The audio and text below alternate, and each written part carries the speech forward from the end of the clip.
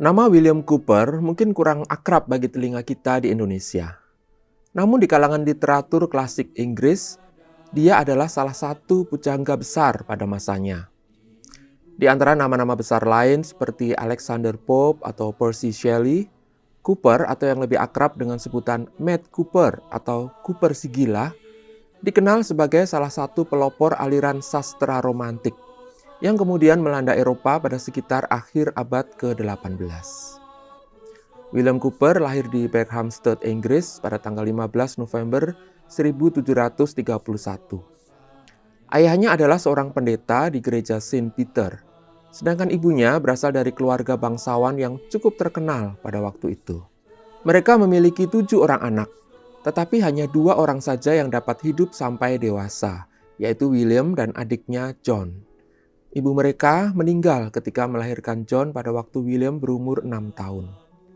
Peristiwa kehilangan ibunya pada usia sangat muda ini semakin berkontribusi pada buruknya keadaan mental William, yang memang sejak kecil sudah sangat lemah dan sensitif, baik secara fisik maupun secara emosi. Sejak usia muda, ayahnya sudah mengarahkannya untuk belajar hukum. Namun menjelang akhir studinya, ketika menghadapi ujian dan pemeriksaan terakhir untuk menjadi seorang pengacara, ia mengalami tekanan dan ketakutan yang amat sangat sehingga mentalnya terganggu. Bahkan ia sempat beberapa kali berpikir untuk melakukan bunuh diri, sehingga ia ditempatkan di sebuah rumah sakit jiwa selama sekitar 18 bulan. Dalam masa perawatan ini, suatu hari ia membaca sebuah ayat Alkitab dari Roma 3 ayat 25 yang berbunyi, Kristus Yesus telah ditentukan Allah menjadi jalan pendamaian karena iman dalam darah-Nya. Hal ini dibuatnya untuk menunjukkan keadilannya, karena ia telah membiarkan dosa-dosa yang telah terjadi dahulu pada masa kesabarannya. Perenungan akan ayat tersebut membawa dia pada kesadaran baru bahwa dosa-dosanya sudah diampuni, sehingga ia mengalami pertobatan dan pemulihan hubungan pribadi dengan Kristus. Setelah keluar dari rumah sakit jiwa, ia berteman dengan sepasang suami istri, yaitu pensiunan pendeta Morley dan istrinya Mary Unwin. Mereka berdua menolong Cooper untuk semakin menguatkan iman dan jiwanya. Namun tidak lama kemudian pendeta Morley meninggal, membuat Cooper kembali sedikit terguncang. Sepeninggal pendeta Morley, John Newton, seorang mantan kapten kapal budak yang sudah bertobat, mengajak mereka tinggal bersama dengan dia di Olney, di mana Newton menjadi pendeta di sebuah gereja Anglikan. Disinilah selama hampir 20 tahun, Cooper kembali dikuatkan melalui jalinan persahabatannya dengan Newton. Pada tahun 1779, mereka berdua menerbitkan sebuah buku kumpulan nyanyian yang diberi judul Olney Hymns. Buku ini berisi kumpulan 349 nyanyian yang ditulis oleh mereka berdua. 67 diantaranya ditulis oleh Cooper dan sisanya oleh Newton. Salah satu nyanyian ciptaan John Newton yang terkenal yaitu Amazing Grace terdapat di dalam buku tersebut. Sedangkan salah satu nyanyian Cooper yang terkenal dalam buku tersebut berjudul Peace for the Fountain Opened. Inspirasi nyanyian ini berasal dari kitab Zakaria 13 ayat 1 yang berbunyi, pada waktu itu akan terbuka suatu sumber bagi keluarga Daud dan bagi penduduk Yerusalem untuk membasuh dosa dan kecemaran. Bait pertama nyanyian ini berupa penggambaran yang dapat dikatakan sangat mengerikan mengenai pembasuhan oleh darah Kristus ini. There is a fountain filled with blood, drawn from Emmanuel's veins, and sinners plunged beneath that flood lose all their guilty stains. Ada sebuah sumber mata air yang penuh dengan darah yang berasal dari pembuluh darah Sang Immanuel. Dan para pendosa yang menceburkan diri di bawah aliran darah itu akan bersih dari semua noda-noda kesalahan mereka. Frasa pertama, bait pertama ini yaitu There is a fountain filled with blood, selanjutnya menjadi judul nyanyian ini menggantikan judul asli yang ditetapkan oleh Cooper. Namun demikian, terjemahan bahasa Indonesia dari bait pertama ini cukup jauh berbeda dengan aslinya. Dalam Kidung Jemaat 35 dengan judul Tercurah Darah Tuhanku, bait pertama nyanyian ini berbunyi, tercurah darah Tuhanku di bukit Golgota. Yang mau bertobat, ditebus, terhapus dosanya. Dari mana kalimat ini berasal? Sepertinya Yamuger menerjemahkan frasa pertama bait pertama ini secara bebas dari adaptasi nyanyian ini yang dilakukan oleh James Montgomery. Dalam versi Montgomery, frasa pertama ini berbunyi, "From Calvary's cross a fountain flows of water and of blood." Ada kata Calvary yang diterjemahkan menjadi Golgota. Mengapa Montgomery melakukan perubahan ini? Menurut pengakuannya sendiri dalam sebuah tulisan, ia melakukan hal itu karena menurutnya penggambaran Cooper mengenai sumber mata air yang penuh dengan darah dan para pendosa yang menceburkan diri di bawah aliran darah itu terlalu mengerikan dan kurang pantas untuk dinyanyikan. Namun demikian, ini sebenarnya adalah gaya bahasa khas sastra romantik yang menekankan penggunaan kata-kata yang kuat dan dramatis, bahkan kadang berlebihan, untuk menciptakan suasana emosi tertentu pada pembacanya. Dalam hal ini kita dibawa untuk menghayati penderitaan dan pengorbanan Kristus yang luar biasa demi menebus dosa-dosa manusia. Dan itu memang bukan sesuatu yang indah dipandang, bukan? Selain itu, nyanyian ini tidak berhenti hanya di bait pertama saja. Dalam bait-bait selanjutnya, kita akan dibawa ke dalam gambaran-gambaran selanjutnya yang melengkapi dan menutupi kengerian ini dengan gambaran yang indah mengenai sukacita, kuasa, iman, kasih, dan pengharapan. Mari kita lihat bait-bait berikutnya. Bait kedua berisi penggambaran mengenai penjahat yang disalibkan di sebelah Yesus. "The dying thief rejoiced to see that fountain in his day. And there may I, though vile as he, wash all my sins away." Penjahat yang sekarat itu bersuka cita melihat sumber mata air itu pada masanya. Dan semoga aku, walaupun sama kejinya seperti dia, juga dapat membasuh semua dosaku. Dalam terjemahan Yamuger, kata rejoice atau sukacita diganti dengan kata anugerah.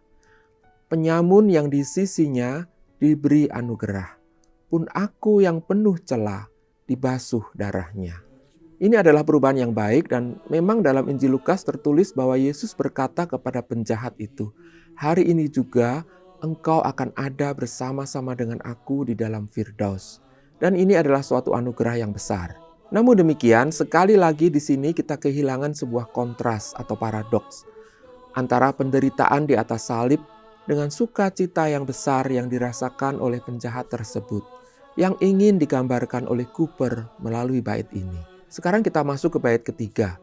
Bait ini relatif tidak jauh berbeda antara versi asli, yaitu "Dear dying lamb, thy precious blood shall never lose its power, till all the ransomed church of God be saved to sin no more."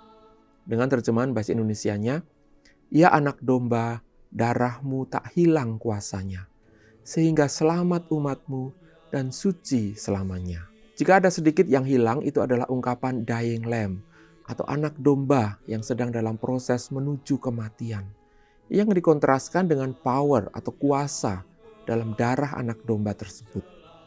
Sekali lagi di sini ada paradoks antara kematian dengan kekuasaan.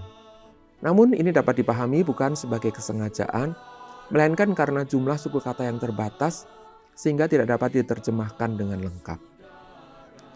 Penggambaran sukacita dan kuasa dari bait kedua dan ketiga ini ditambah lagi dengan bait keempat yang berbicara mengenai iman dan kasih. "Ever since by faith I saw the stream thy flowing wound supply. Redeeming love has been my theme and shall be till I die." Dalam bahasa Indonesia, bait ini berbunyi, "Sejak ku pandang salibmu dengan iman teguh, kasihmu lah kupuji terus seumur hidupku."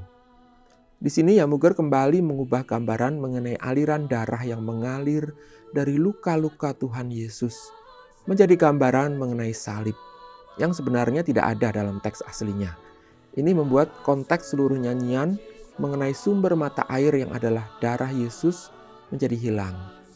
Namun demikian, ini konsisten dengan bait pertama versi bahasa Indonesia yang berbicara mengenai Golgota, tempat di mana Yesus disalibkan. Dan terakhir dalam bait kelima, walaupun secara eksplisit tidak ada kata-kata hope atau harapan, namun isinya mengenai pengharapan kita kelak dalam kemuliaan. When this poor lisping stammering tongue lies silent in the grave, then in a nobler, sweeter song, I'll sing thy power to save. Dan jika nanti lidahku tak lagi bergerak, tetap kupuji kuasamu di sorgamu kelak. Bait ini merupakan kesaksian pribadi Cooper. Mental breakdown atau gangguan jiwa yang dialaminya pada saat ia harus menghadapi ujian dan pemeriksaan untuk menjadi pengacara membuat lidahnya menjadi cadel atau lisping dan bicaranya gagap atau stammering. Dan itu menjadi sesuatu yang permanen di dalam dirinya dan berkali-kali muncul kembali setiap kali ia menghadapi pergumulan dan kehilangan yang besar. Namun ia memiliki pengharapan bahwa kelak akan ada nyanyian baru yang dapat dinyanyikannya, lebih mulia dan lebih indah dari semua nyanyian di bumi ini, yaitu pujian kepada Sang Anak Domba yang telah mencurahkan darahnya untuk menebus dosa manusia.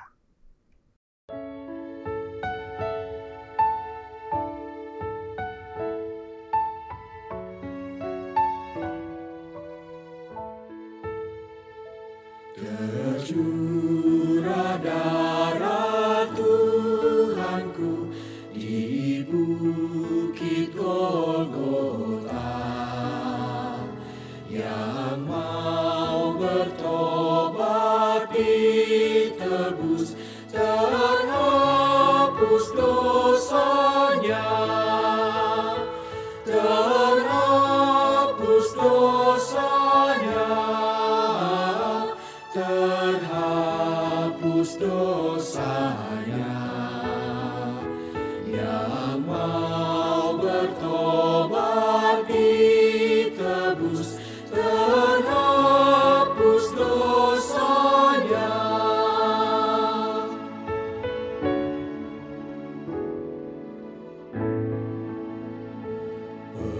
Penyamun yang di sisinya diberi anugerah,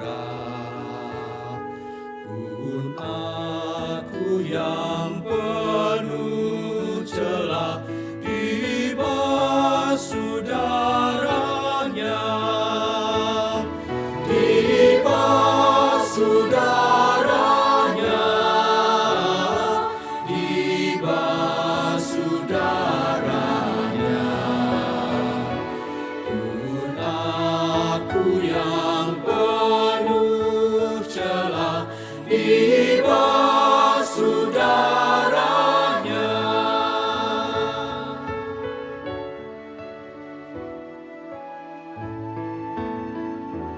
Ya Anak Domba, darahmu tak hilang kuasanya, sehingga selamat umatmu dan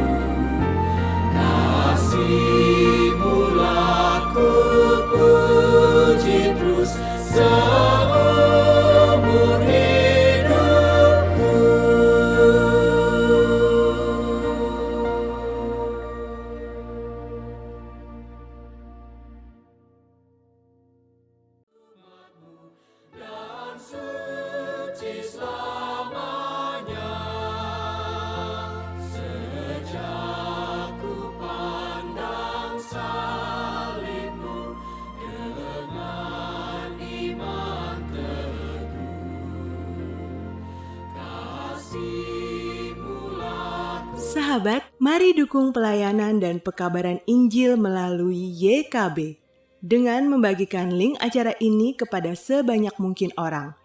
Dukungan juga dapat saudara lakukan dengan mentransfer dukungan finansial ke rekening BCA ke nomor 450 305 2990 450 305 2990 atas nama Yayasan Komunikasi Bersama.